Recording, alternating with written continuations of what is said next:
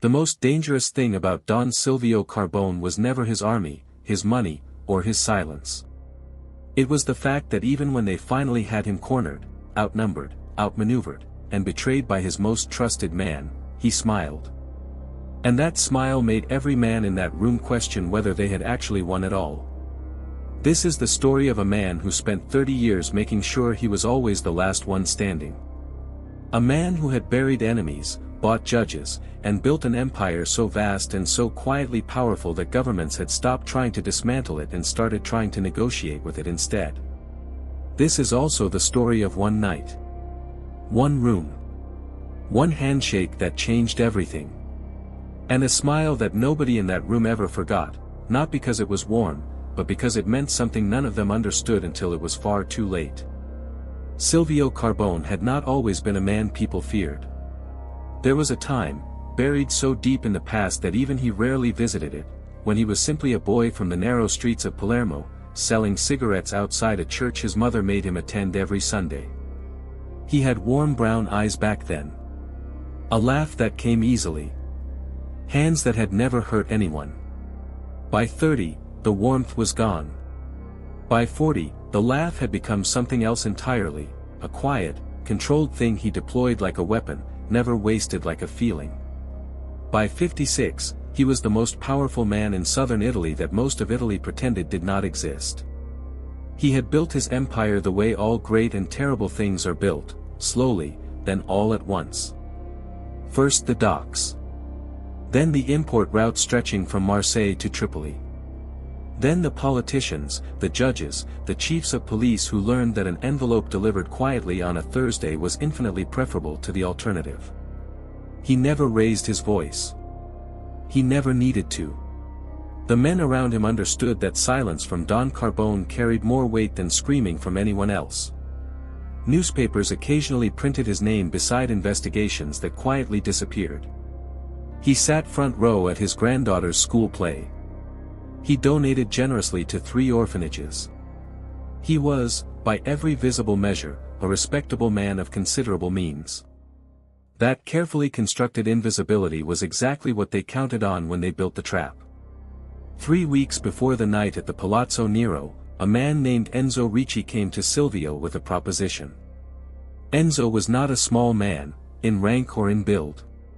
He ran the northern operations, the financial arteries, the clean money that flowed through restaurants and construction companies until it emerged spotless on the other side. 22 years of loyalty. 22 years of results. 22 years of Silvio trusting him the way a man only trusts someone who has never once given him a reason not to. That, of course, should have been the warning. "There's a buyer," Enzo said, sitting across from Silvio in the back garden, 2 espressos cooling between them, bees circling lazily around the lemon tree. "Out of Beirut. He wants the northern corridor, exclusive access, 5 years. He's offering 40 million. Silvio studied him for a long moment. "And what does he want in return?" "A sit-down. Face to face. He doesn't move money without looking the man in the eye first." "Where?" "Palazzo Nero. Neutral ground. His people, our people, equal numbers." Silvio lifted his espresso and said nothing for a while. He had done 100 meetings like this. 1,000. The Palazzo Nero was a private club at the edge of the city, old money, thick walls, the kind of establishment that had built its reputation entirely on discretion. He had made agreements there that had shaped the movement of men and money across 3 countries. He had no reason to doubt it. He said yes. What Silvio did not know, what no one on his side knew, was that Enzo Ricci had been sitting at a very different table 6 months earlier. A table with 2 federal prosecutors, a voice recorder, and an immunity agreement already typed and waiting for nothing except a signature. Enzo had signed without hesitation. The buyer from Beirut did not exist. The 40 million did not exist. The only thing genuinely waiting for Don Silvio Carbone inside the Palazzo Nero was the complete and total destruction of everything he had built, and the beginning of the one thing he had never once prepared for. He was 4 steps into the room when he felt it. Not heard it. Felt it, the way men who have lived violent lives for decades develop a second skin for danger, a deep vibration in the chest that the body registers before the mind catches up. The room was wrong. The faces were wrong. His 4 men who were supposed to be stationed near the east corridor were not where they were supposed to be. He scanned left. Right. The so-called buyers sat at the far table, too still, too composed, performing relaxation rather than feeling it, their eyes carrying the rigid focus of men following instructions. And Enzo. Enzo was standing by the window. Not sitting. Standing. With his arms crossed and his jaw tight and his eyes fixed on a point on the floor that was nowhere near Silvio's face. 30 years. 30 years and Silvio Carbone had never once walked into a room he did not control. He understood, in the space of a single breath, that tonight was different. He straightened his jacket. He adjusted his cufflink. He let his eyes move slowly across every face in the room, the buyers, the strangers, the men he did not recognize positioned near every exit, and he did the last thing anyone expected. He smiled. Not a nervous smile. Not a desperate one. A slow, deliberate, almost peaceful smile, the kind that made the 2 federal agents standing near the back wall exchange a glance, suddenly uncertain whether the man they had spent 8 months hunting was afraid of them at all. The door clicked shut behind him. And Don Silvio Carbone, for the first time in 30 years, was trapped. The lights went out at exactly 11:04 p.m. Not a flicker. Not a warning. Just one moment of cold fluorescent brightness and then, nothing. Complete, total, suffocating darkness, the kind that doesn't just blind you but disorients you, makes you forget which direction you were facing, makes your hands reach for things that aren't there. For 3 seconds, nobody in the Palazzo Nero moved. Then everyone moved at once. Chairs scraped. Someone knocked over a glass and it shattered against the marble floor like a small explosion. Voices cut through the dark in sharp, controlled bursts, the federal agents identifying themselves, calling for calm, calling for nobody to move, and beneath all of it, underneath the noise and the chaos and the confusion, there was one sound that did not belong. A low, quiet laugh. Silvio Carbone, standing exactly where he had been standing when the lights died, laughed softly to himself in the darkness like a man who had just watched a punchline land exactly the way he had written it. The backup generator kicked in 40 seconds later. 40 seconds is not a long time in most situations. In a room full of armed federal agents conducting a high-stakes arrest operation, 40 seconds is an eternity. When the emergency lighting finally buzzed to life, dim, orange-tinted, casting long shadows across the marble floor, 3 things had changed. The 2 men stationed near the north exit were on the floor. Not dead. Zip-tied, efficiently and quietly, their weapons gone, their earpieces pulled out and placed neatly beside them like someone was being deliberately tidy about the whole thing. The 4 buyers at the far table had not moved. They sat perfectly still with their hands flat on the table and their eyes wide, which told Silvio everything he needed to know about them. They were federal, not criminal. Real criminals moved in the dark. Federal agents waited for the lights. And Enzo. Enzo was standing in the center of the room now, his back no longer to the window, his eyes finally, meeting Silvio's across the dim orange light between them. His face was doing something complicated. It was the face of a man who had prepared extensively for this moment and was now discovering that the moment was not going the way he had prepared for. Silvio, he started. Don Carbone, Silvio corrected him quietly. Not angry. Not cold. Just precise, the way a man corrects something that matters to him on principle. He straightened his jacket again, that same unhurried gesture, and walked slowly toward the center of the room as if he were arriving at a dinner party rather than the planned site of his own destruction. The remaining federal agents tracked him. Hands moved toward weapons. He raised one hand, palm out, and they stilled. Not because he had any authority over them, but because something in the quality of his calm made them instinctively pause. The same way people step back from a cliff edge not because anyone tells them to but because something ancient and instinctive in them recognizes the proximity of a drop. Nobody needs to reach for anything, Silvio said. His voice was unhurried, almost conversational. The evening is already over. I think everyone in this room understands that. What Don Silvio Carbone had understood, and what nobody else in that room had yet pieced together, began 6 months before Enzo Ricci ever sat down across from federal prosecutors. It began with a phone call. A single, anonymous phone call to Silvio's private line from a number that traced back to nothing, delivered in a voice disguised badly enough that Silvio suspected the disguise was intentional, a message dressed as a warning, designed to be believed. Someone close to you is already talking. That was all. 9 words. The line went dead. Most men would have panicked. Most men would have swept their inner circle with suspicion, started cutting people loose, made the kind of reactive moves that reveal more than they protect. Silvio did none of that. He sat in his garden for 2 hours with his espresso and his lemon tree and he thought, the way only a man who has survived 30 years in the darkness knows how to think, slowly, quietly, and several moves ahead. He began watching Enzo the next morning. Not obviously. Not through intermediaries who might talk. He watched him the way Silvio had always watched the things that mattered, personally, patiently, and without letting anyone know he was watching at all. And over the weeks that followed, the picture assembled itself with the quiet inevitability of a confession. The slightly different routes Enzo drove. The phone he used only outside the office. The 2 meetings in parking structures that Enzo reported as client contacts but that Silvio's own quiet inquiries revealed as something else entirely. By the time Enzo came to him with the Beirut story and the 40 million, Silvio already knew. He said yes to the meeting anyway. Because Don Silvio Carbone had not walked into the Palazzo Nero to be arrested. He had walked in to deliver something. You knew. Enzo's voice came out quieter than he intended. It was not a question. For 4 months, Silvio confirmed.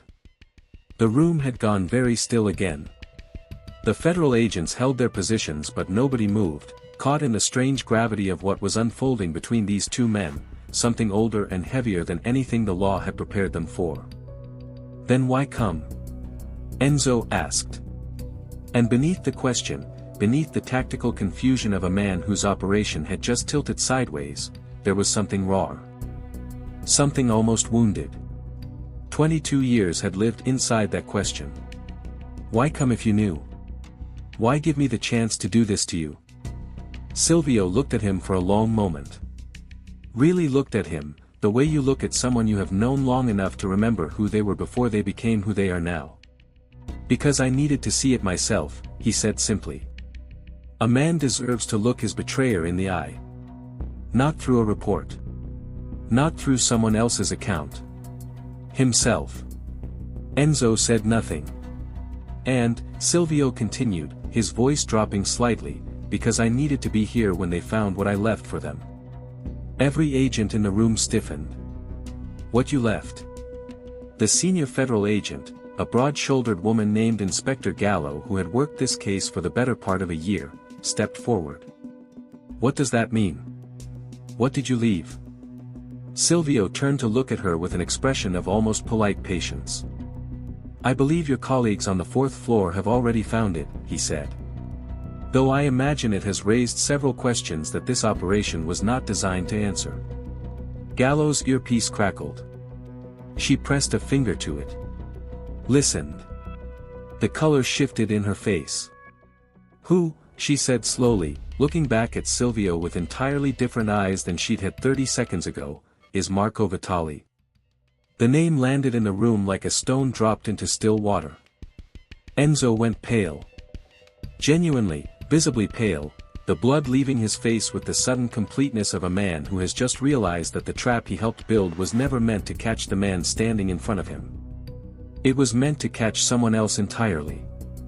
Someone whose name, until 30 seconds ago, had never appeared in a single federal file.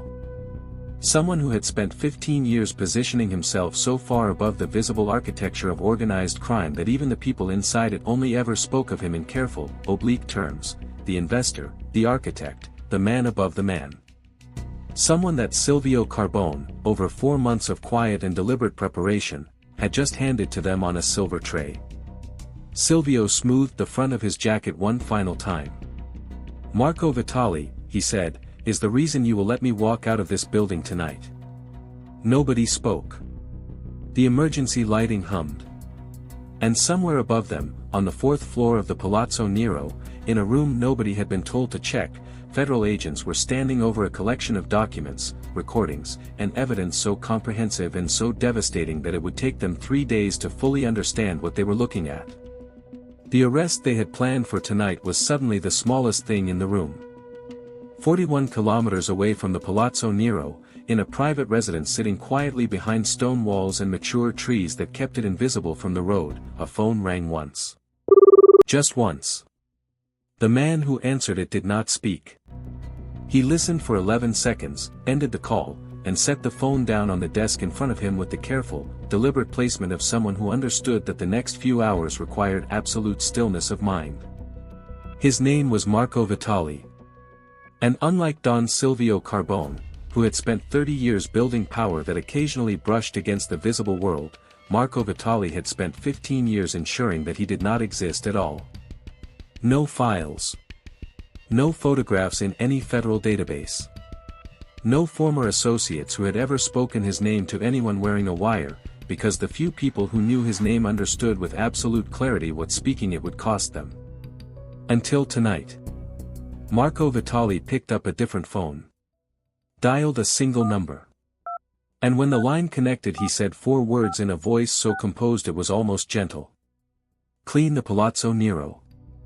To understand why those 4 words sent a tremor through the underground architecture of 3 countries, you needed to understand what Marco Vitali actually was. He was not a crime lord in any traditional sense. He owned no docks, ran no routes, commanded no street-level soldiers. He had no territory to defend, no product to move, no rivals to outmaneuver in the conventional way. The men who operated at Silvio's level, the bosses, the underbosses, the regional commanders, were, to Marco Vitali, what retail shops were to a central bank. Necessary. Useful. Entirely replaceable. Marco was the money behind the money. For 15 years he had functioned as the invisible financial nervous system connecting 6 of Europe's most powerful criminal organizations, not controlling them directly but making himself so fundamentally embedded in their financial infrastructure that removing him would have caused a collapse nobody wanted. He laundered through legitimate investment vehicles so sophisticated that 3 separate international banking regulators had examined his holdings and found nothing. He funded operations and took returns. He solved problems that required resources beyond what any single organization could provide. He was, in the truest sense, the man above the man. And Don Silvio Carbone had just handed his name to the federal government. What Silvio had left on the 4th floor of the Palazzo Nero, the documents, the recordings, the 15 months of quietly and methodically assembled evidence, was not simply a file on Marco Vitali. It was a map. A complete, devastating, forensically constructed map of every financial thread connecting Marco to every major criminal operation in Southern Europe. Account numbers. Transaction records. Shell company structures laid out with the clarity of someone who had spent years tracing them from the inside. It was, Inspector Gallo had whispered to her colleague while standing over it, the single most comprehensive piece of organized crime intelligence she had seen in 20 years of federal work. It was also, she understood immediately, extraordinarily dangerous to possess. Back inside the Palazzo Nero, Silvio was sitting now. Someone had brought chairs, a small, almost absurd gesture of normalcy in a room that had pivoted entirely from its original purpose. Inspector Gallo sat across from him, her original arrest operation effectively suspended, her mind recalibrating around the magnitude of what her colleagues had found upstairs. Enzo stood near the wall. Nobody had arrested him yet. Nobody quite knew what to do with him now that the evening had restructured itself so completely around something none of them had anticipated. "You understand what you have done," Gallo said. It was not quite a question. "I have given you Marco Vitali," Silvio said. "Completely. Irrevocably. Everything you need to dismantle 15 years of his operation in a single prosecution. In exchange for what exactly? Immunity. Full and unconditional. For myself and for every member of my immediate family." He paused. "And I walk out of this building tonight." Gallo studied him. "You understand that what is upstairs, even if it is everything you say it is, does not give me the authority to grant that unilaterally. That requires—" "I know exactly what it requires," Silvio said. "Make the call." "I will wait." He said it with the patience of a man who had already calculated that she would make the call, that her superiors would authorize the negotiation, that the intelligence upstairs was too significant for anyone in that chain of command to let procedure stand in the way of. He had spent 4 months building something they could not afford to refuse. What he had not calculated, what even Silvio Carbone, with all his patience and all his preparation, had not fully accounted for, was the speed of Marco Vitali. Silvio's own phone buzzed at 11:47 p.m. He looked at the screen. The number was one he recognized, a private line used only by the small trusted circle that managed his household. His personal security. The people responsible for his family. He answered it. The conversation lasted 40 seconds.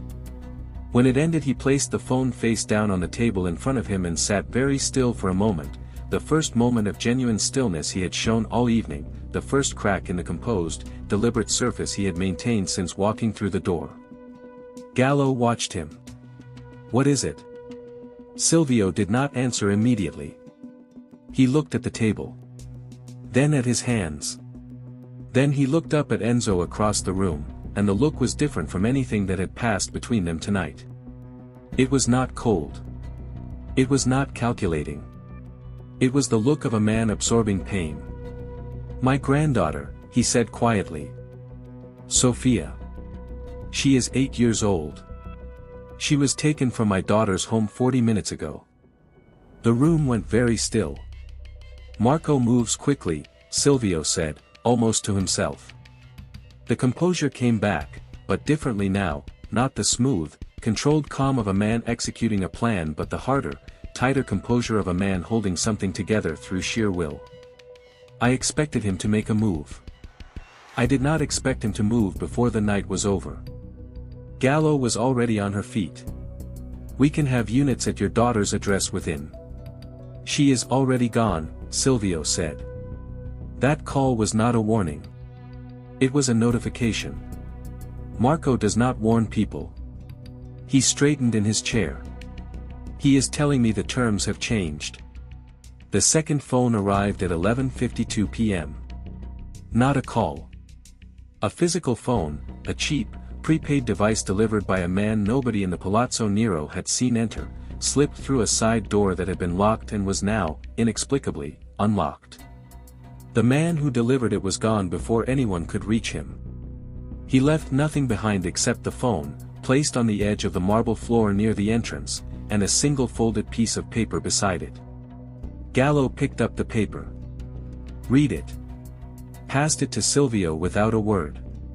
4 sentences. "The girl is comfortable. She will remain so as long as the conversation upstairs stays in this building. You built something impressive, Silvio. But you built it on land that belongs to me." Silvio read it once. Twice. Then he folded it with the same careful precision he applied to everything and placed it in his breast pocket. The prepaid phone buzzed once. A single message. No number. No name. Just a photograph. Sophia. Sitting on a chair in a room Silvio did not recognize, holding a stuffed rabbit he had given her for her last birthday, looking more confused than frightened, which meant they had been careful with her, which meant Marco wanted her returned, which meant this was leverage and not punishment. Which meant there was still a negotiation to be had. Silvio set the phone down. Looked at Inspector Gallo. Looked at Enzo, who had gone the color of old paper. "I need to make a call," Silvio said. "Not to my lawyers. Not to my people." He paused. "I need to call the one man in this city that Marco Vitali is afraid of." Gallo frowned. "Who?" Silvio was already reaching for his own phone. "Someone," he said quietly, "that I hoped I would never have to call." The number Silvio dialed had not been used in 11 years. He had kept it the way certain men keep certain things, not because they expect to need them but because the discipline of keeping them is itself a kind of insurance. A private number. A direct line.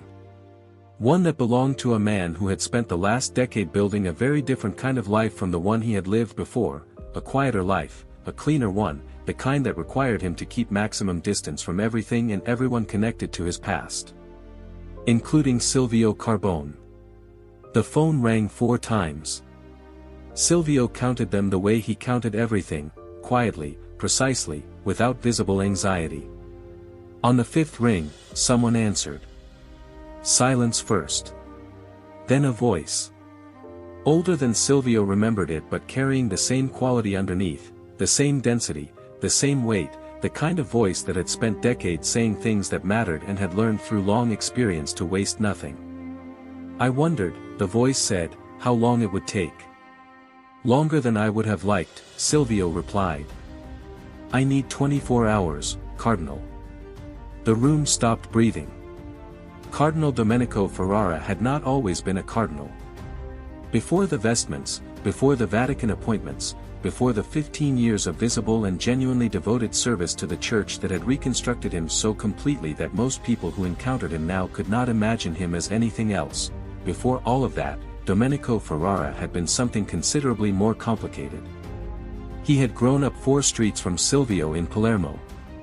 They had sold cigarettes outside the same church. They had made their first moves in the same shadow economy, learned the same lessons from the same hard teachers, and built, for a brief and volatile period in their late 20s, something together that neither of them ever discussed openly. Then Domenico had stopped. Not gradually. Not with negotiation or transition. He had simply stopped, completely and permanently, in a way that Silvio had never fully understood and had always quietly respected.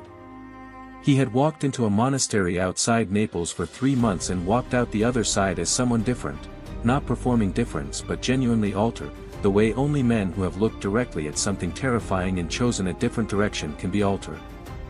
He had risen through the church with the combination of genuine faith and formidable intelligence that had always defined him. He was now one of the most respected figures in the Italian Catholic hierarchy, a man of documented moral authority, significant institutional influence, and relationships that crossed every boundary of Italian public life. He was also the one man in Italy that Marco Vitali would not touch. Not out of piety. Marco Vitali had no piety. But even men without conscience understood the calculation. Moving against a cardinal created a quality of public and institutional fury that no amount of money or leverage could manage. Marco had survived 15 years by being precise about which lines generated unmanageable consequences. Cardinal Ferrara was a line he had never crossed. Which was exactly why Silvio had called him. Inspector Gallo had stepped away from the table, not far, just enough to make a call of her own, her voice low and urgent as she worked her way up the chain of command toward the authorization Silvio's trade required. The room had settled into a strange suspended state, the original arrest operation now existing only technically, everyone waiting for something to resolve. Enzo had not moved from his position near the wall. He had been standing there for the better part of an hour now, arms crossed, eyes moving between Silvio and the floor in a pattern that told anyone watching he was conducting an internal argument with himself that he was slowly losing. Silvio finished his call with Cardinal Ferrara and set the phone down. He looked at Enzo directly. "Sit down," he said. Not unkindly. Enzo sat. He pulled a chair from the nearest table and sat in it the way exhausted men sit, heavily, without grace, the full weight of the evening landing all at once. For a moment neither of them spoke. How much did they offer you? Silvio asked. Enzo looked at him. It wasn't about the money. I know, Silvio said. That is why I am asking about the money. The money is the easy part to say out loud. Enzo was quiet for a long moment. Then, full immunity. Relocation. New identity for my family. He paused. My son has been sick. Treatments that cost, he stopped. Pressed his lips together. Silvio absorbed this slowly. He said nothing for a while. You could have come to me, he said finally. Quiet.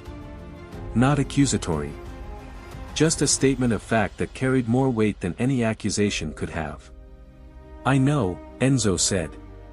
And the two words carried 22 years inside them, the full crushing weight of a man who had made an irreversible choice and was only now, sitting in the rubble of it, fully understanding what he had destroyed. My son, Enzo said again. As if saying it a second time might explain what the first time hadn't. I know, Silvio replied. And something in the way he said it made Enzo look up sharply.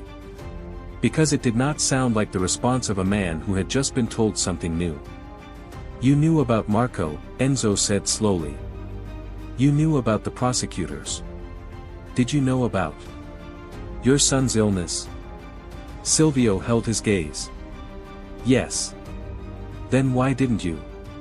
Because you didn't ask me.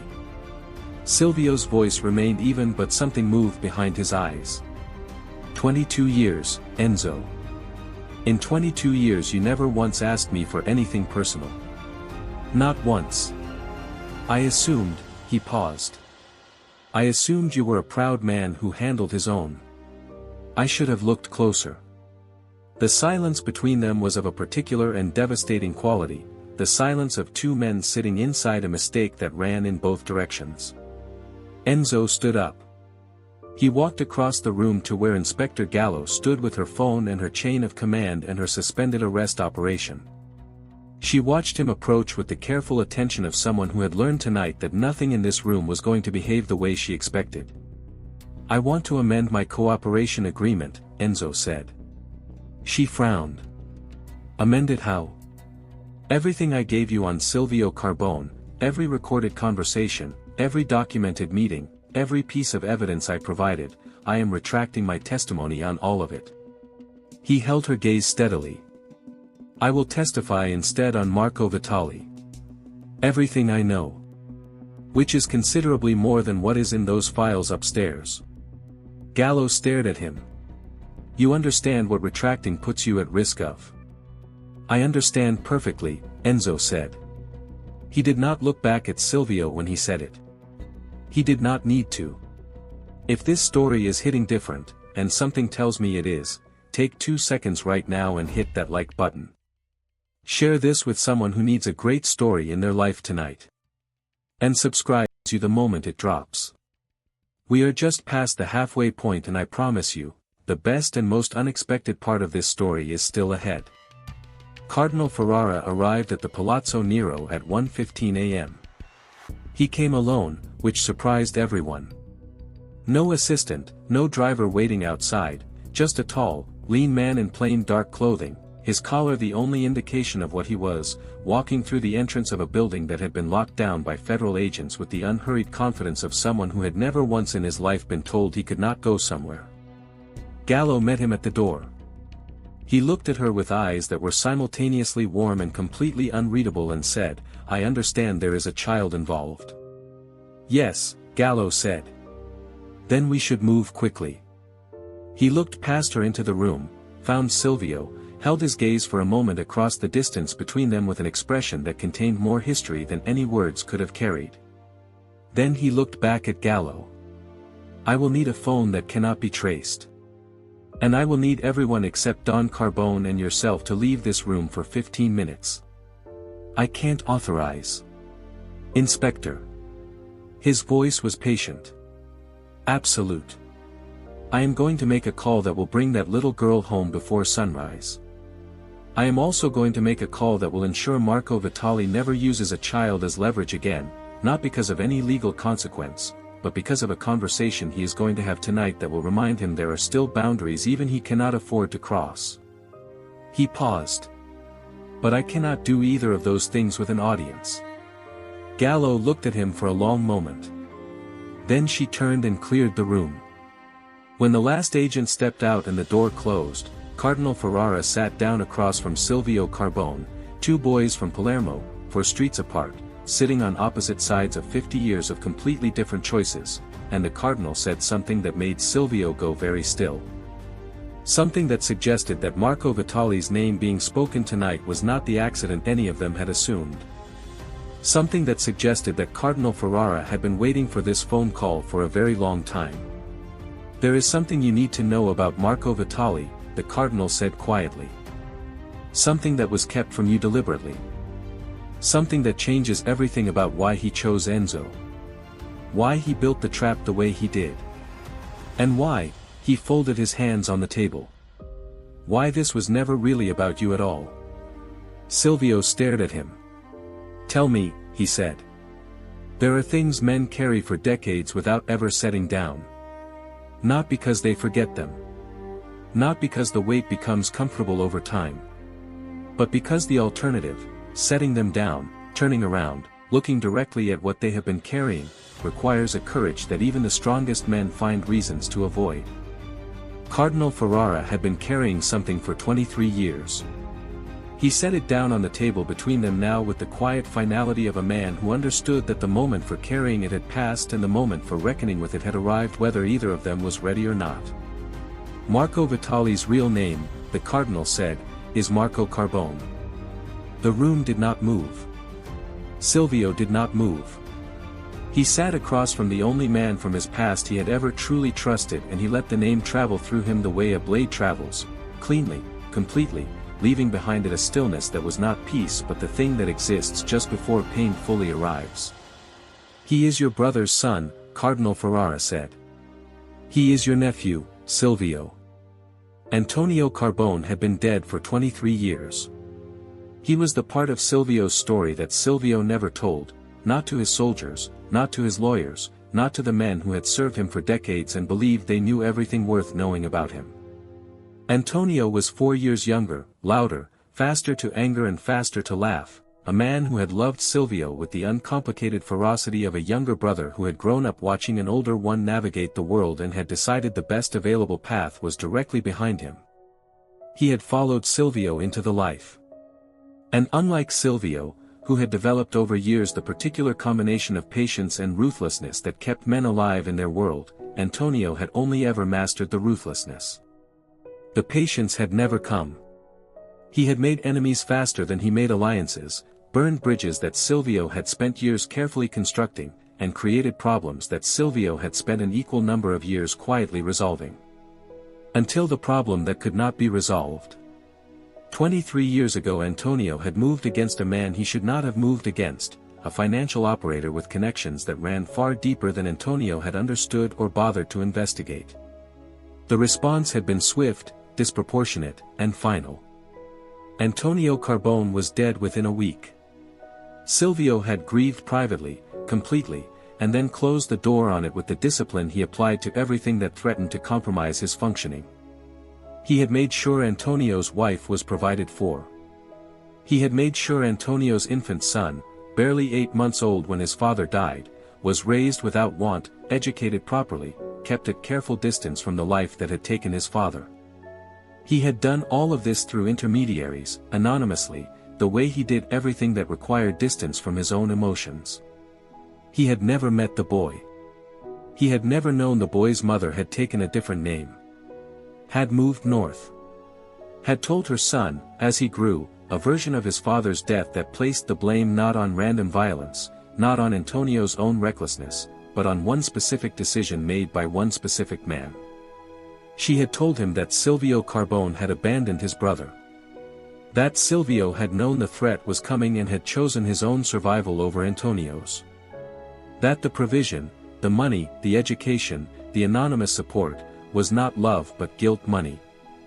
The payment of a man who knew what he had done and could not quite bring himself to do nothing. It was not entirely a lie.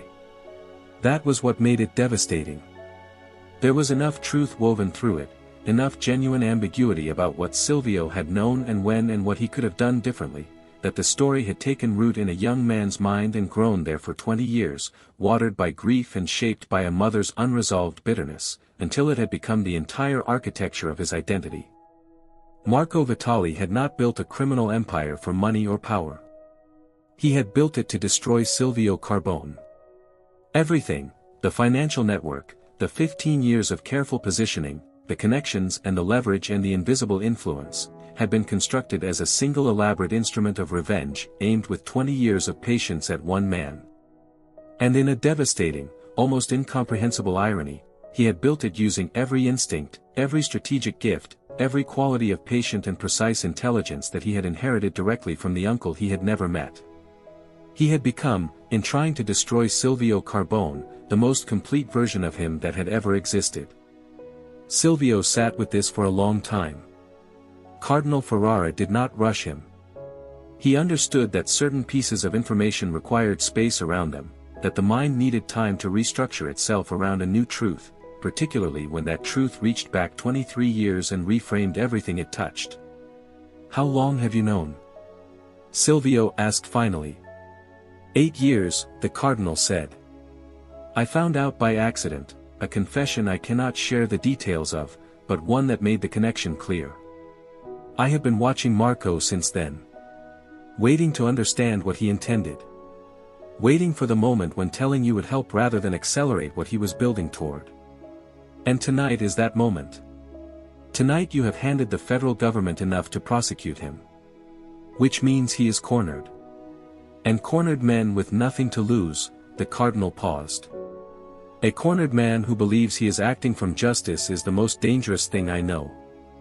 "He took Sofia," Silvio said. His voice was controlled but something underneath it was not. "I know. I am going to make that call now." The cardinal held his gaze.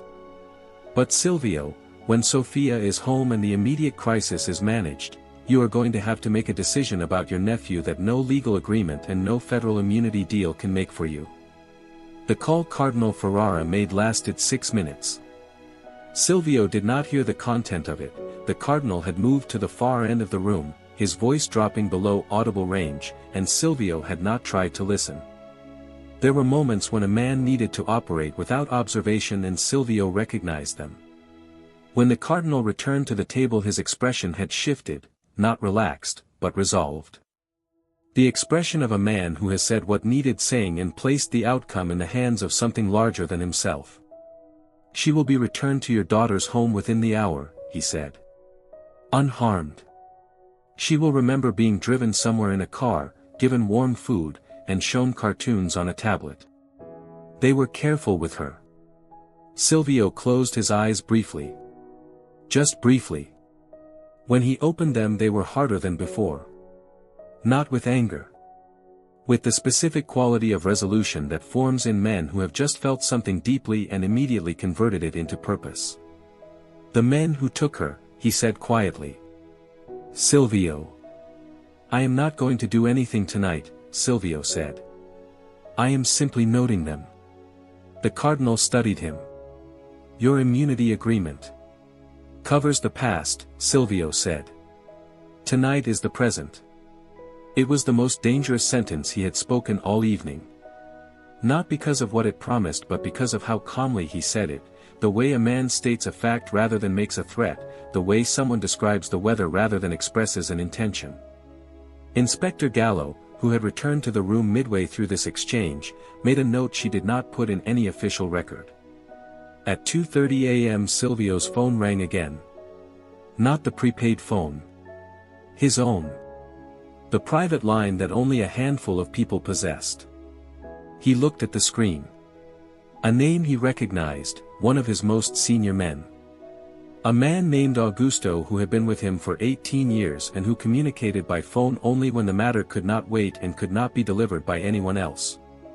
He answered. The call lasted 90 seconds. When it ended Silvio set the phone down and looked at the table surface for a long moment in a way that made everyone in the room go quiet without knowing exactly why, something in the quality of his stillness communicating that the information he had just received had changed the weight of the evening in a way that had not yet been spoken aloud. "Augusto is dead," Silvio said. Nobody spoke. "He was found 40 minutes ago." Silvio's voice was absolutely level. "Outside my daughter's home. He was the man I had stationed there. He was there because of me." He paused. He had 3 grandchildren. The room absorbed this. Enzo, who had known Augusto for 15 years, sat down slowly in his chair as if his legs had made the decision before his mind did. His face did something complicated and private that he did not try to hide. "Marco," Inspector Gallo said carefully. Without question, Silvio replied. "This changes the legal." "It changes more than the legal," Silvio said. He said it without heat. Without drama. In the same quiet, precise register he had used all evening.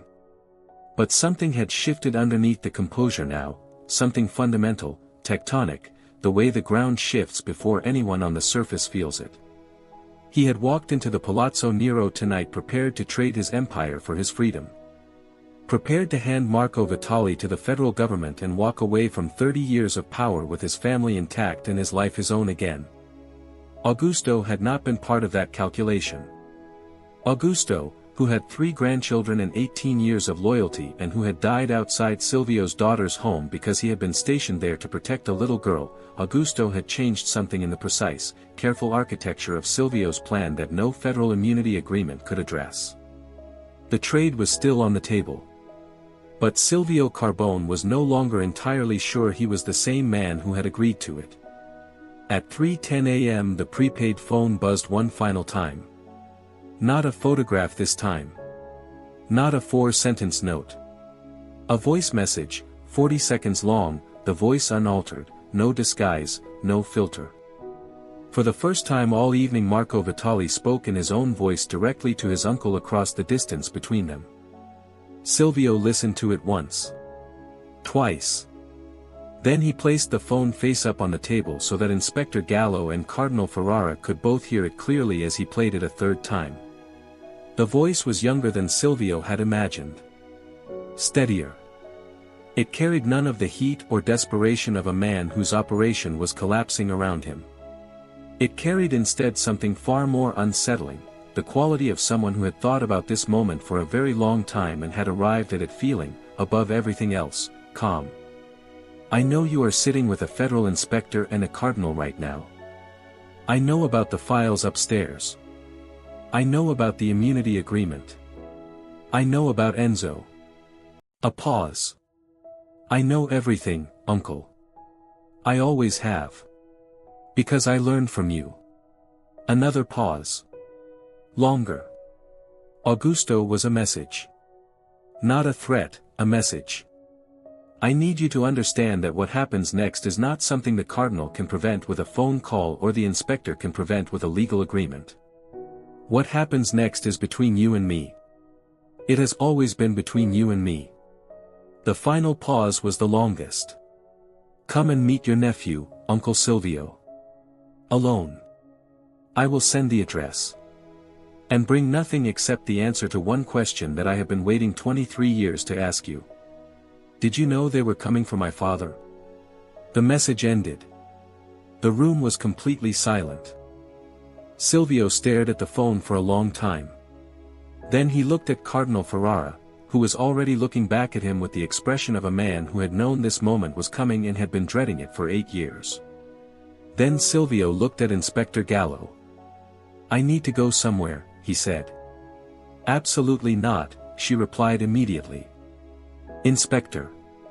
His voice was very quiet. "That young man is going to burn everything to the ground, your case, your evidence, everyone connected to tonight, unless I meet him. Not because he is irrational. Because he is the opposite of irrational. He has one question. One. And I am the only person alive who can answer it." Gallo stared at him. "And can you answer it?"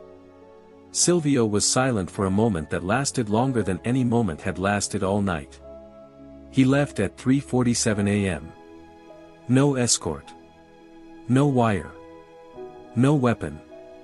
Inspector Gallo had argued against it with the focused intensity of a woman who had built an airtight case over 8 months and was watching it become increasingly dependent on the continued survival of the man she had originally intended to arrest.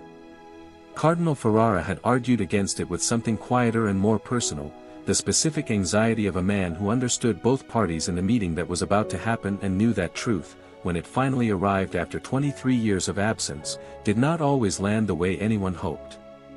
Silvio had listened to both of them with genuine respect and then put on his jacket and walked out. The night air outside the Palazzo Nero was cool and still, the kind of pre-dawn quiet that belongs exclusively to cities in the hours before they remember themselves, before the bread deliveries and the early commuters and the gradual mechanical resurrection of ordinary life. He stood on the steps for a moment and breathed it in. Looked up at a sky that was beginning, almost imperceptibly, to consider the possibility of morning. Then he looked at the address Marco had sent. 40 minutes away. The eastern edge of the city where the old industrial district dissolved into scrubland and the buildings became sparse and the darkness between streetlights grew long. Territory that belonged to nobody in particular, which meant it had always been useful to people who needed to have conversations that belonged to nobody in particular. He got into the car alone and drove. The drive gave him 40 minutes with his own mind, which was either exactly what he needed or precisely what he had been avoiding all evening. He was not certain which. He thought about Antonio.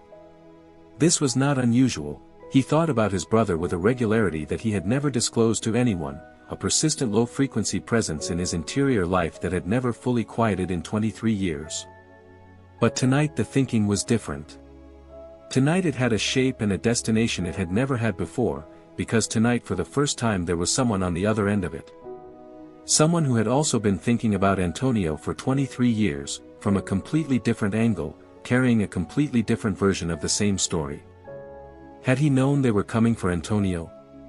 He drove and he let the question exist without immediately reaching for an answer, which was itself a kind of answer, because a man who was completely innocent of a thing does not need to sit with the question. He simply answers it.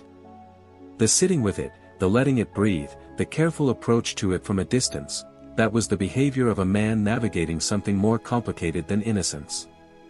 The truth, which Silvio had carried for 23 years with the same discipline he applied to everything that threatened his functioning, was this. He had not known they were coming. But he had known something was wrong. 3 days before Antonio died, Silvio had received information, fragmentary, unverified, the kind of intelligence that required more work before it could be acted on, suggesting that the man Antonio had moved against was responding.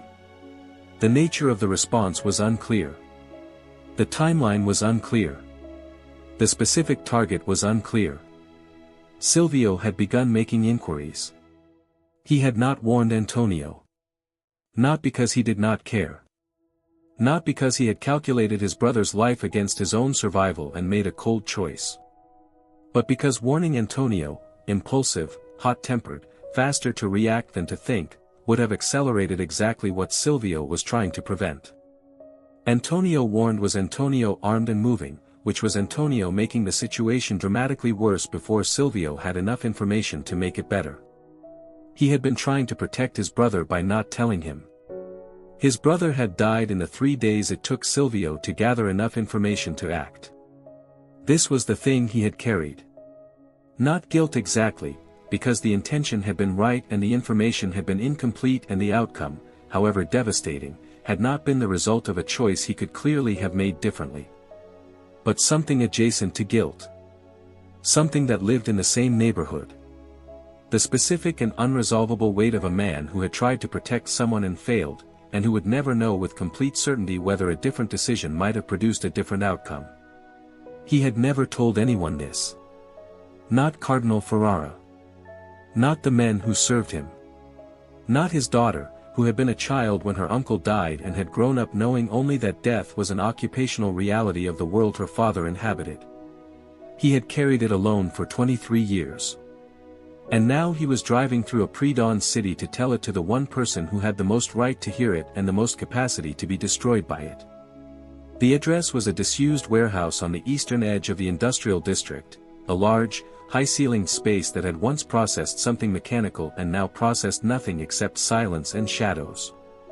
When Silvio pushed open the side door and stepped inside, the space was lit by 4 portable work lights positioned at the corners, casting a cold white illumination that made the concrete floor look clinical. Marco Vitali was standing in the center of the space. Silvio stopped just inside the door and looked at his nephew for the first time. He had prepared himself for this moment during the drive. He had constructed a version of it in his mind and armored himself appropriately for what he expected to feel. But the mind's preparations are always insufficient for the actual experience of standing in front of the child of someone you loved and seeing them looking back at you with adult eyes. Marco was 33 years old. He was tall, taller than Antonio had been, but with Antonio's build, the same width across the shoulders, the same quality of contained physical energy. His face was his mother's more than his father's, except around the eyes. Around the eyes he was unmistakably, devastatingly Antonio, the same shape, the same darkness, the same intensity of focus that Antonio had always turned on things that mattered to him. He was looking at Silvio with those eyes now. He was also, Silvio noticed, unarmed. No visible weapon. No men positioned in the shadows, or if there were men in the shadows they were there for insurance rather than action, because Marco had staged this as a conversation, not a confrontation. Which told Silvio that whatever else his nephew was, he was serious about the question. "You came alone," Marco said. His voice was the same as the recording, steady, younger than his authority suggested. "You asked me to," Silvio replied. "Most men would not have. Most men do not have a nephew they have never met." Silvio moved further into the space, stopping about 4 meters from Marco. Close enough to speak normally. Far enough to acknowledge that the distance between them was not only physical. "I owe you a conversation. At minimum." Something moved across Marco's face at the word nephew. Not softness, not yet, possibly not ever, but something. Recognition. The word landing in a place that had not expected to hear it spoken aloud. "You know who I am," Marco said. "I found out tonight. I should have known years ago. That failure is mine." Marco studied him. Searching for the performance in it, the strategic deployment of humility as a survival tool. Finding, apparently, something more complicated than that, because his expression shifted fractionally towards something he had not arrived here intending to feel. "You had people watching me," Marco said. "For years. Your network is extensive. How did you not know?" "Because I had deliberately kept distance from everything connected to your father," Silvio said. "The provision I made for you and your mother, I routed it through 3 intermediaries specifically so that I would not have to know details. So that I would not have to," he paused. "So that I would not have to feel it regularly." "Guilt," Marco said. "Grief," Silvio corrected quietly. "Your father was the person I loved most in the world. Grief and guilt can look identical from the outside." Marco was quiet for a moment. He looked at Silvio with the full weight of 23 years behind his eyes. Then he asked it. "Did you know they were coming for my father?" The warehouse was absolutely silent. The work lights hummed faintly. Somewhere outside in the pre-dawn distance a vehicle moved along a road and faded away, and then there was silence again. Silvio did not look away from his nephew. "Not exactly," he said. "And I need you to understand what I mean by that precisely, not as an evasion but because the exact truth is the only thing I have that is worth anything to either of us tonight." Marco said nothing. Waiting. Silvio told him everything. He told it the way he had driven to get here, without armor, without strategy, without the careful shaping and framing that had defined every significant communication of his professional life. He told Marco about the fragmentary intelligence. About the 3 days. About the decision not to warn Antonio and the reasoning behind it and the absolute confidence he had felt in that reasoning and the way that confidence had become the thing he examined most regularly in the 23 years since, turning it over and over in the low light of private honesty, asking himself whether it had been wisdom or cowardice dressed as wisdom. He told him that he did not know. Even now. Even after 23 years of examining it. He genuinely, honestly, did not know whether a different decision would have saved Antonio or simply changed the shape of the outcome. He told him that not knowing was the thing he had carried. He told him that the provision, the money, the education, the anonymous support, had not been guilt money. It had been the only form of presence he felt he had the right to offer a child whose father was dead and whose death lived in a space of genuine moral ambiguity that Silvio could not resolve cleanly enough to justify showing his face. He told him that this had been a mistake. That whatever the complexity of his own guilt, a boy deserved to know his family. That the distance Silvio had kept, however psychologically explicable, had created exactly the vacuum that Marco's mother's grief had filled with a story that was not entirely wrong but was not entirely right either. He told him that he was sorry. Not for Antonio's death, because he could not take responsibility for something he had not chosen and had not caused, and false responsibility was its own form of dishonesty. But for the distance. For the silence. For the 23 years of provision without presence that had allowed a boy to grow into a man shaped entirely by half a story. When he finished, the warehouse was quiet again. Marco had not moved during any of it. He stood in the cold white light and listened with the complete, focused stillness of a man receiving something he had waited his entire adult life to receive and was now discovering that the receiving of it was nothing like the waiting for it. He had expected a confession. Or a denial. Something clean enough to confirm the story he had built his life around. He had not expected the truth to be this complicated. He had not expected it to be this recognizable. Because the man standing across from him, describing a decision made from incomplete information and genuine love and catastrophically misplaced confidence, was describing something Marco understood from the inside. It was the same architecture he used himself. The same style of thinking. The same quality of reasoning that moved forward without full information because full information was never available and waiting for it meant never moving at all. He was looking at the origin of himself. And it was not what he had built 23 years of his life to find. Marco turned away. He walked to the edge of the light and stood there for a moment with his back to Silvio, a gesture so human and unguarded that it was the most dangerous thing he had done all evening, because it meant he had stopped performing and started feeling, which in a man of his control was the equivalent of structural collapse. When he turned back, his face had not softened exactly. But something in it had rearranged itself around a new center of gravity. The men who took Sofia, he said. They will not be used again. You have my word.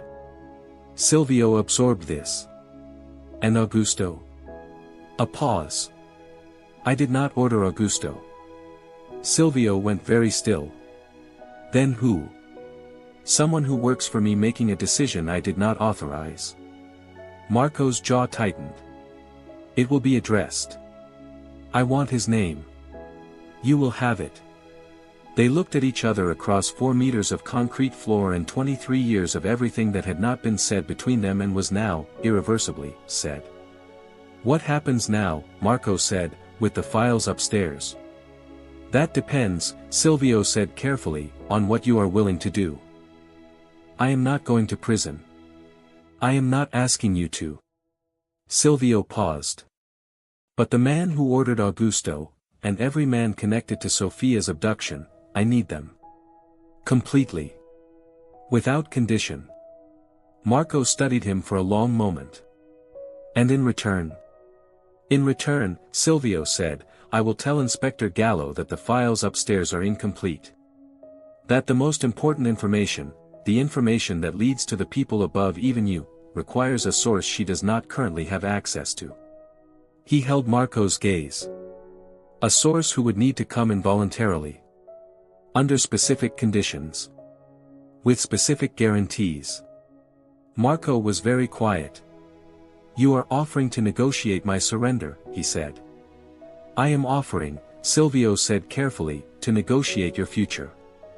Which is a different thing entirely. Outside, the sky had made its decision about morning. A pale gray light was beginning to show at the edges of the warehouse's high windows, the tentative, uncommitted light of very early dawn, not yet warm enough to be called sunrise but present enough to be called the end of night. Marco looked at it. Then he looked back at Silvio. And he said the one thing that Silvio, with all his preparation and all his intelligence and all his 30 years of reading men and rooms and situations, had not anticipated. I have a daughter, Marco said quietly. She is 4 years old. Her name is Anna. He paused. She has never met her grandfather's brother. The words landed in the space between them with the gentle, devastating weight of something that was not a negotiation and not a threat and not a strategy. It was an opening. The first one either of them had ever offered the other. Silvio stood in the early gray light of a warehouse on the eastern edge of the city and felt 23 years of carefully maintained distance develop, for the first time, a door. No, he said quietly. She has not. They drove back together. Not in the same car, Marco followed in his own vehicle, 3 careful lengths behind, close enough to confirm the commitment and far enough to confirm that it was a choice rather than a compulsion. Silvio watched him in the rearview mirror the way he watched everything that mattered, steadily, without obvious emotion, cataloging details that other men missed. His nephew drove the way he did everything else. Precisely. Patiently. With the particular quality of controlled attention that Silvio recognized from the inside because it had always been his own most defining characteristic. He thought about Antonio, who had driven fast and badly and with enormous confidence in his own reflexes, and felt the specific ache of recognizing a family resemblance in someone you have only just met. The way certain gestures or qualities skip a generation and reappear slightly altered, like a melody played in a different key but recognizably the same song. By the time the Palazzo Nero came into view, the sky had committed fully to morning. Pale gold now at the horizon, the gray retreating, the city beginning its gradual reassembly of ordinary life around the extraordinary thing that had happened inside one of its buildings through the night. Silvio parked. Sat for a moment with his hands on the wheel. Then he got out and walked back into the building he had entered 12 hours ago as a man with a plan and was now re-entering as something more complicated, a man who had executed the plan and discovered that its consequences reached further and cut deeper than any plan could have fully accounted for. Behind him, Marco Vitali got out of his car and followed his uncle inside. Inspector Gallo had not slept. She was standing where Silvio had left her, at the central table, surrounded by the accumulated paperwork of a night that had restructured itself 4 times around things she had not anticipated, and when she looked up and saw the 2 men walking through the door together, her expression performed a rapid and visible series of recalibrations that under different circumstances might have been almost comic. She looked at Silvio. She looked at Marco. She looked back at Silvio. This, Silvio said simply, is my nephew. He has something he would like to discuss with you. Cardinal Ferrara, who was sitting quietly in the corner with his hands folded and the composed expression of a man who had spent the night in prayer and found it more useful than anyone else's activity, looked up and held Marco's gaze for a long moment. Something passed between them, recognition, assessment, the specific quality of attention one careful person pays to another, and then the cardinal nodded once, almost imperceptibly, as if confirming something he had suspected. Marco stood in the center of the room and looked at Inspector Gallo with the same steadiness he brought to everything. My name is Marco Carbone, he said. Using his real name for what Silvio understood was the first time in 15 years. I understand you have files upstairs that represent a significant portion of my financial operations over the past decade. He paused. They are accurate as far as they go. But they are incomplete. The structure above the operations they document, the full architecture of what I built and who benefited from it beyond my own organization, that information does not exist in any file. It exists here. He touched his temple briefly. I am prepared to provide it. Completely.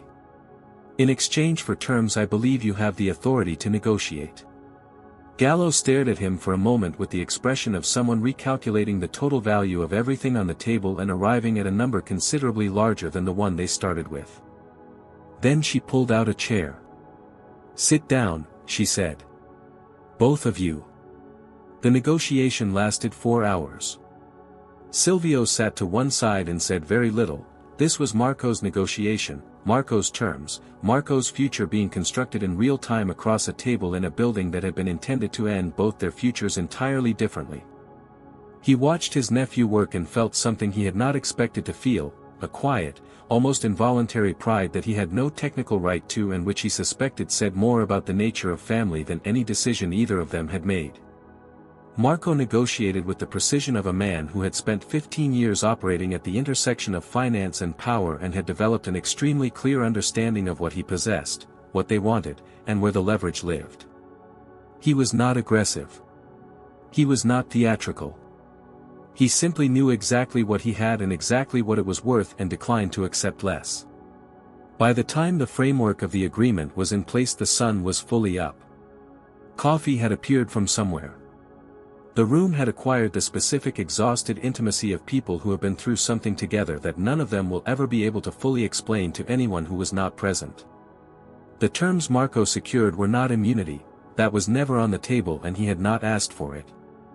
What he secured was a cooperation agreement of extraordinary scope that would require 3 years of active assistance to federal prosecutors across 4 countries in exchange for a sentence reduction that would, his lawyers would later confirm, mean a period of custody measured in years rather than decades, served in a facility appropriate to a cooperating witness of his significance. He would lose the empire.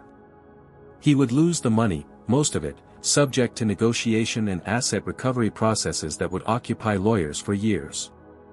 He would lose the 15 years of careful invisible positioning that had made him, until approximately midnight the previous evening, entirely untouchable. He would keep his life. He would keep his daughter. He would keep, at the end of whatever period the agreement required, the possibility of something that was not defined by what he had built or what he had intended to destroy.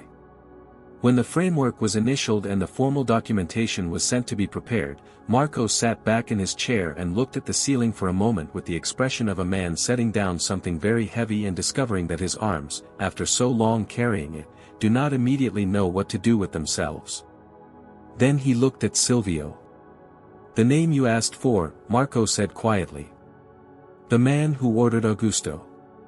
The room, which had relaxed fractionally during the final stages of the negotiation, went careful again. "His name is Benedetto S., Marco said.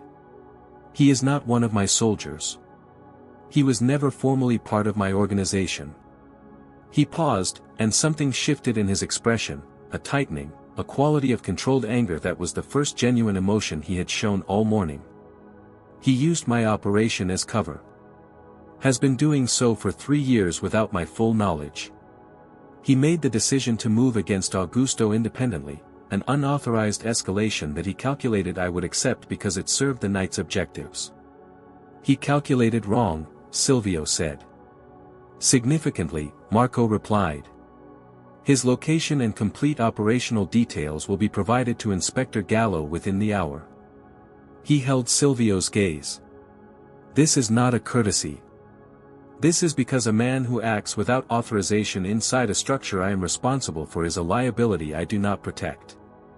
And because Augusto deserved better than what happened to him." Silvio looked at his nephew for a long moment. "Thank you," he said. 2 words. Quiet and unadorned. But in the context of everything that had passed between them in the warehouse and in this room and across 23 years of silence, they carried the weight of something much larger than gratitude. It was Cardinal Ferrara who uncovered the final truth. Not dramatically, not in the way of revelations designed for maximum impact. It emerged quietly, the way the most significant things often do, in a conversation between the Cardinal and Inspector Gallo while Marco was on the phone with his lawyers and Silvio was standing near the window watching the morning establish itself over the city. Gallo had been reviewing the secondary documentation from upstairs, the material surrounding the files on Marco, the supporting evidence, the financial trails and correspondence that contextualized the primary intelligence. She had paused on something. Ask the cardinal a question. Listen to his response. Then she had gone very still. She brought it to Silvio at the window. A single document. A transfer record, financial, dated 14 months ago, routed through 6 shell companies with the kind of labyrinthine complexity designed specifically to prevent exactly what Gallo had just done, which was trace it to its origin. The origin was Benedetto Sala. The destination, at the end of the 6-company chain, was an account that had been receiving regular deposits for 11 years. An account held in the name of a woman in northern Italy. Marco's mother. Silvio read the document twice. Then he looked at Gallo. Sala was not working for Marco, he said slowly. No, Gallo confirmed. Based on this and 3 related documents, he was working for Marco's mother. Has been for over a decade. Funding her. Taking direction from her. She paused. The trap tonight, the federal operation, Enzo's cooperation, all of it, was not constructed solely by Marco. It was constructed by Sala on her instruction, using Marco's organization as the vehicle, without Marco's complete knowledge. Silvio absorbed this with the stillness of a man receiving information that reaches back further than the night and restructures things he thought he understood. Marco's mother.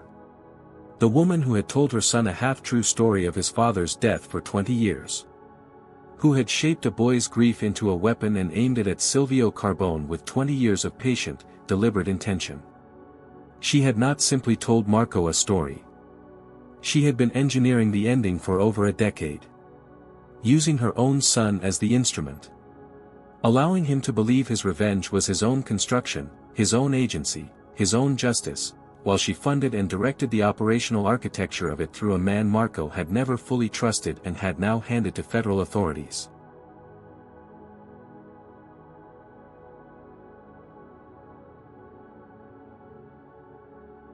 Marco did not yet know. Silvio looked across the room at his nephew, who was standing with his phone to his ear and his back partially turned, and felt the specific weight of a man holding information that will hurt someone he has, in the space of a single night, begun to care about. He thought about Antonio. About the half-truth that had been weaponized. About the way grief, when it is never resolved, does not dissipate but transforms, becomes something harder and more purposeful and considerably more dangerous than the original pain. He thought about a woman who had loved his brother and lost him and had spent 23 years making sure that the person she held responsible would eventually lose everything in return. He understood her. Completely. In a way that made the understanding more painful rather than less. He walked across the room to his nephew. He told Marco quietly, away from the others, standing near the window with the morning light coming through at an angle that made everything look simultaneously very clear and very fragile. Marco listened without interrupting. When Silvio finished, Marco was silent for a long time. He looked out the window at the city, at the ordinary unremarkable morning proceeding outside with complete indifference to the extraordinary thing happening inside this building, and his face did something private and complicated that Silvio did not try to interpret. "She never told me," Marco said finally. Not with anger. With the specific exhausted quality of a man discovering that the story he organized his life around had a layer underneath it he had not known to look for. "No," Silvio agreed. "She let me believe it was mine." A pause. "The plan. The organization. All of it. She let me believe I built it." "You did build it," Silvio said carefully. "What she did, the funding, the direction of Sala, that was the scaffolding. The structure itself was yours. The intelligence, the financial architecture, the 15 years of positioning. She could not have built what you built. She simply created the conditions that made sure you would." Marco considered this. "That is a generous interpretation," he said. "It is an accurate one," Silvio replied. Another silence. Longer. "What happens to her?" Marco asked. His voice was very controlled. "That will be a matter for." "What happens to her, uncle?" The word uncle. Used deliberately. Consciously. The first time Marco had said it, and the difference between hearing it in his own voice and hearing it in Silvio's was apparently significant, because something shifted visibly in Marco's face when it came out, surprise at himself, almost. The word feeling different in the mouth than it had in the mind. Silvio looked at him directly. She will be investigated. The evidence is clear. What the investigation produces will depend on what her lawyers negotiate and what Sala confirms. He paused. I will not interfere with that process. In either direction. Marco nodded slowly. She did it because she loved my father, he said. It was not a defense. It was an attempt at understanding, the specific painful work of a person trying to hold two true things simultaneously. That someone can love genuinely and cause damage genuinely, and that neither truth cancels the other. Yes, Silvio said. She did. They stood together at the window for a moment, uncle and nephew, strangers who shared blood and had spent a night becoming something more than strangers, and watched the city go about its mourning. Enzo was processed formally at 9 a.m. His amended cooperation agreement, testifying on Marco's operation rather than against Silvio, was accepted by Gallo's superiors with the pragmatic efficiency of people who understood that the intelligence he possessed on Marco's financial network was more valuable than his original testimony. He would face his own legal process. His own negotiation. His own reckoning with what the night had cost and what it had, unexpectedly, returned. Before he was taken out, he stopped in front of Silvio. He did not speak for a moment. Then, my son's name is Luca. I know, Silvio said. He is 12. I know. Enzo nodded. A single nod that contained everything the two men were not going to say in a room full of federal agents, the acknowledgement of 22 years, the weight of what had broken between them and what had, in the strange alchemy of the night, been partially and unexpectedly repaired. Then he was gone. Cardinal Ferrara left at 9:30. He shook Gallo's hand with genuine warmth and told her she had conducted herself with uncommon intelligence in circumstances that would have overwhelmed lesser professionals, which made her simultaneously grateful and slightly suspicious. He embraced Silvio briefly, the embrace of two very old friends who have been through something together and do not need to discuss it to understand it. Come to Mass, the Cardinal said quietly near his ear. When this is finished, Silvio replied. You have been saying that for 30 years. This time I mean it. The Cardinal pulled back and looked at him with eyes that were warm and sharp and full of the specific affection of a man who does not entirely believe that but chooses to anyway. Then he left.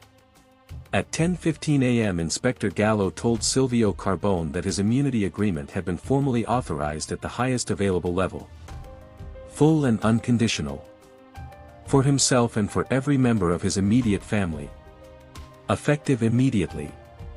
She said it with the professional composure of a woman who had been doing her job for 20 years and understood that the job occasionally produced outcomes that did not feel like victories and were not quite defeats and existed instead in a morally complex territory that required a certain philosophical flexibility to inhabit without losing yourself. Silvio thanked her. Genuinely. Without performance. She walked him to the door. At the threshold she stopped him with a question she had been carrying since approximately midnight. The smile, she said. When you walked in last night and saw the room was wrong, saw Enzo at the window, saw the exits covered, you smiled. Before you knew about the files upstairs being safe. Before you knew Marco's identity. Before any of it resolved. She studied him. What was that? What did you know in that moment that made you smile? Silvio stood in the doorway of the Palazzo Nero with the morning sun coming over his shoulder and considered the question with the genuine attention it deserved. I did not know anything specific, he said finally. I had prepared everything I could prepare. The files were upstairs. The immunity framework had been pre-negotiated through channels Gallo's team did not know existed. The contingencies were in place. He paused. But that is not why I smiled. Then why? Because I walked into that room and I saw that it was exactly what I had expected it to be, he said. And there is a particular feeling, one that only comes after 30 years of walking into rooms, when the room confirms that you read it correctly. When the world behaves the way your understanding of it predicted. He looked at her steadily. That feeling is not happiness exactly. It is something older than happiness. It is the feeling of a man who has spent his entire life paying attention, discovering that the attention was not wasted. He straightened his jacket one final time.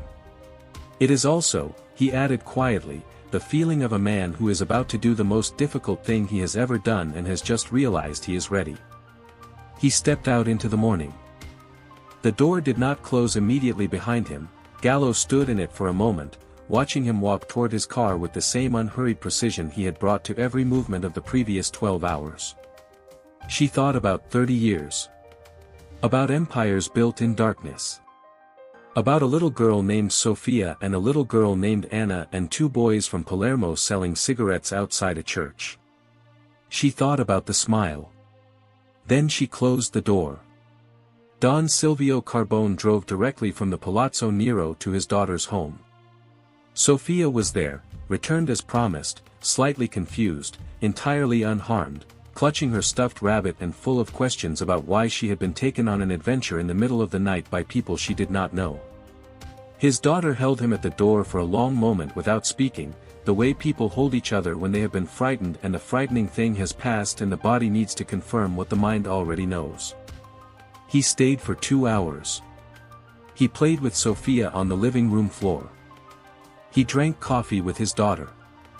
He told her, in careful and edited terms, that certain things in their lives were going to be different from now on. That certain pressures and certain dangers that had existed for as long as she could remember were in the process of being resolved. That the future, while uncertain in its specifics, was going to be quieter. She looked at him for a long moment across the kitchen table. "Are you all right, Papa?" she asked. He thought about the warehouse. About Marco's eyes, Antonio's eyes in a stranger's face. About a door that had opened in the gray pre-dawn light of a place that smelled of old machinery and new possibility. "I think," he said carefully, "that I am going to be." He drove home alone. He sat in his garden with his espresso and his lemon tree and the bees that were beginning their morning circuits in the early warmth. He sat very still. He let the night settle through him, all of it, the full weight and complexity of it, without trying to organize it or resolve it or convert it into anything useful. He simply sat. And for the first time in 30 years Don Silvio Carbone did not feel like a man managing an empire. He felt like a man from Palermo sitting in a garden on a morning that was, against considerable odds, still his. He closed his eyes. He smiled. And now you know why. This story has been about many things: power, betrayal, family, grief, and the extraordinary cost of silence. But before you go, I want to hear from you. Drop your answers in the comments right now. Let's talk about this. Who did you feel most for in this story, Silvio, Marco, or Enzo? And did the reveal about Marco's mother change how you saw the entire story? Here is the one that will divide the comments: was Silvio Carbone a good man, a bad man, or something the English language does not have a clean word for? Drop your answer below. And finally, that smile. Now that you know what it meant, does it hit differently? Because I think it does. If this story moved you, share it with one person tonight.